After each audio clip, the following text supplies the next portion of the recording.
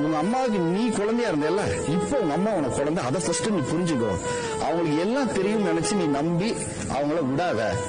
Literally அவங்க ஒரு child உங்க கையில இருக்கு, தயவு செஞ்சு பாத்துக்கங்கன்னு சொன்னதுக்கு அப்புறம் தான் எனக்கு அதை பத்தின புரிதலே வந்துச்சு. அன்னைக்கு எனக்கு அம்மாவை வச்சு சம்பளம் கொடுக்குற அளவுக்கு ஒரு விஷயம் இருந்தது. இதே நாகேஸ்வரன் தெரியாது, எங்க அம்மா இறக்குறதுக்கு முன்னாடி நான் புதுக்கோட்டையில 35 ரூபா அந்த டைம் காசுல பெருசா பண்றதுக்கு, பண்ணாலும் பிழைக்கிறதுக்கு கம்மியான சான்ஸ் அப்படின்னு சொல்லிட்டாங்க. அப்ப நான் என்ன பண்ணேன்னா, ஒரு நாட்டு வைத்தியம் ஒரு விஷயம் ஒருத்தரை மீட் பண்ணி அங்க கொண்டு வீடு எடுத்து தங்க வச்சு ஆவணம் கைகாட்டியில வச்சு ட்ரீட்மெண்ட் போயிட்டு இருக்கு. ஒரு 2 பேர் அங்க அதுக்கு ஒரு ஆள் அப்பாயின்மெண்ட், சமைக்கிறதுக்கு ஒருத்தர், பாக்குறதுக்கு ஒருத்தர் அங்க வச்சுட்டோம்.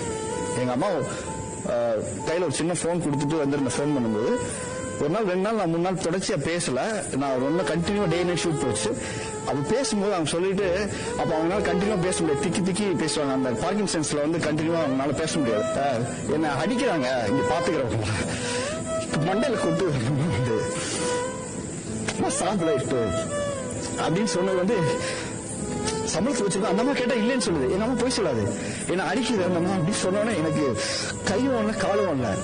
அவங்களை கூப்பிட்டு சொல்ல, இல்ல தம்பி நான் அப்படிலாம் செய்யவே இல்லை, உங்க அம்மா ஒண்ணு அடிக்கலாம் இல்ல. அதுல எனக்கு அதுக்கப்புறம் தான் விட்டுட்டு மறுபடியும் கூட்டிட்டு வந்துடலாம், பக்கத்துலேயே வச்சுக்கலாம். இருந்தா பார்க்க போறதுக்கு முன்னாடியே வந்து 24ஆம் தேதி எனக்கு இறந்த செய்தி தான் காலையில வந்துச்சு. எனக்கு நான் வாழ்க்கையில் நான் பண்ண மிகப்பெரிய தப்பு அப்படின்னா, எவ்வளவு நாள் இருந்தாலும் நான் ஏன் அந்த ட்ரீட்மெண்ட் போனேன், இங்கேயே வச்சிருந்தேன்னா என் பக்கத்துலேயே வச்சிருந்துருக்கலாமே, அந்த குற்றம் உணர்ச்சி ஒவ்வொரு நாளும் எனக்குள்ள இருக்கு.